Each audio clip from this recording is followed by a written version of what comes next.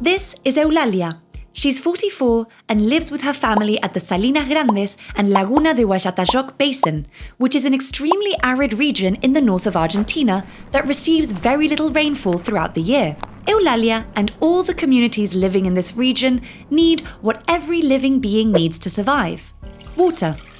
Without water, there's no life, and in this basin, water supply is scarce. Let's see why.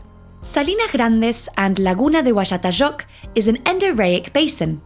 Maybe this word isn't familiar to you, but it's simply a basin where water doesn't drain to the sea. You may imagine it as a literal basin or a bowl with rocks in the bottom and walls representing the mountains around the salt flat.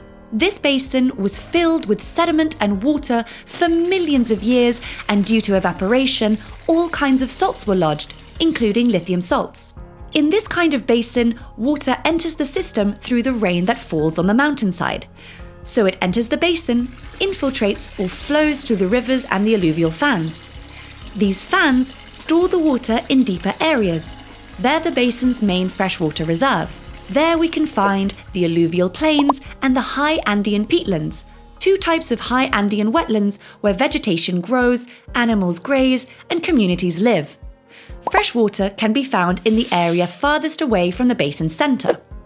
But just because it's far away doesn't mean it's disconnected.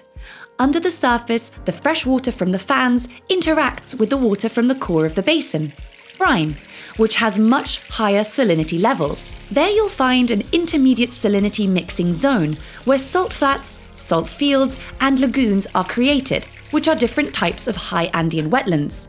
Regardless of the amount of salt, the important thing is that all these sectors are connected and play a key role in adaptation and mitigation measures to fight the effects of climate change.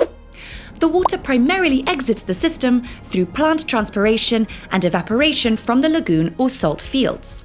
Now, for Eulalia, her family, her crops, and her animals to live, the basin must be balanced. And for that, we must preserve the natural input-output cycle of water. Since at least the last decade, large initiatives have sought to extract lithium from these ecosystems. And since everything is connected, extracting water for mining harms the basin's water supply and quality. The amount of water extracted in mining projects greatly exceeds the amount that could be regained with the rain. This imbalance threatens life throughout the system.